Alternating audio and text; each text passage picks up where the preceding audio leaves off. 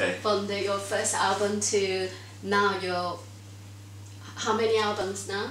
Well, I just released a kind of overview album, which was my favourite songs re-recorded in a kind of classical folk style. So that makes 6 albums, but I would say 5 albums of new material, and 5 records that were all they feel like very much my body of work. The 6th album that I just made, it feels like in a way a kind of greatest hits compilation or something. Yeah.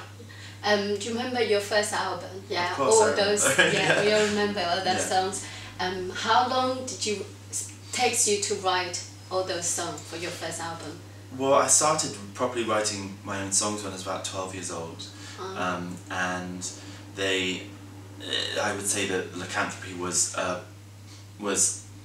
in a way my greatest hits of my teenage writing. Black Beat.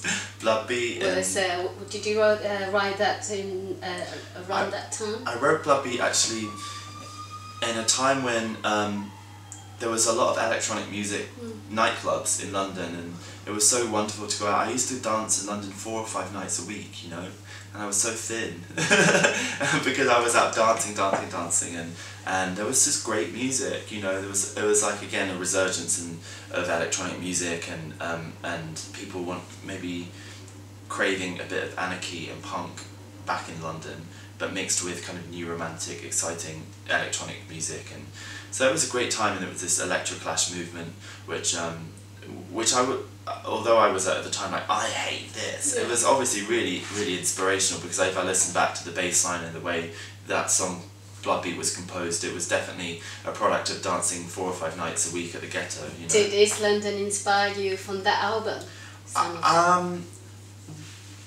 I think London, because I'm born in London, and I wanted my first album to feel like very much a self-portrait of my life, and so there was no way London could have not been in the record. So I would say that it was probably more South London, but then through working and going out in East, and combination together. It's definitely.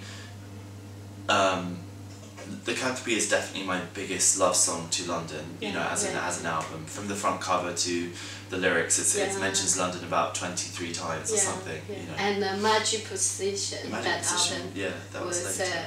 Did you write that whole album when you lived here? That was pretty much recorded all in Hackney Wick, and there was a very special time. The Magic Position, the word, the phrase means a time in life where you're at your, magic is a Cockney word, magic in Cockney means perfect, that's magic, it's perfect. A lot of people didn't quite pick up on that around the world, so they didn't quite understand. They thought it was a Harry Potter kind of thing or something, but for me it was about the perfect position in life that you could be in, and for me that was 2007, working and living in Hackney Wick, and in love with the world and with London at the time, and it was about the perfect moment in life when everything comes together in that 1 month or year of your life or day. Brilliant.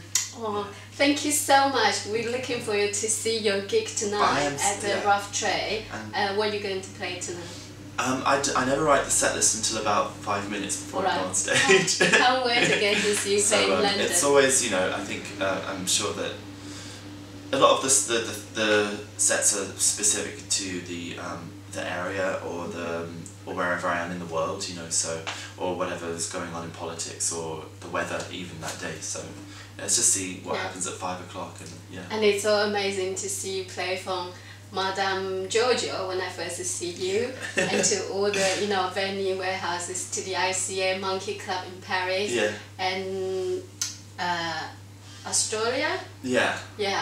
Yes. Now it's gone, which is a shame. And Coco. I've been so happy with the Australian. I've been so happy with the places that I've played in the last 10 years. It's really been amazing. For me, the next 10 years is about people saying, "Oh, I remember I saw you at the Roundhouse. Now you play the Royal Albert Hall." Because you have to be ambitious. But for me, the world has opened up as a place to play. I've always spent a lot of time outside of England playing, but for me now to come to Taiwan or it would China, be, or China is going to be very exciting. I know. We are looking forward to see you in Taiwan. Thank you, Patrice. Thank you, Mei-Hui, my darling. Thank you. Thank you, sweetheart. Wonderful. Okay. Cool, that was alright. Everything, Is it going to have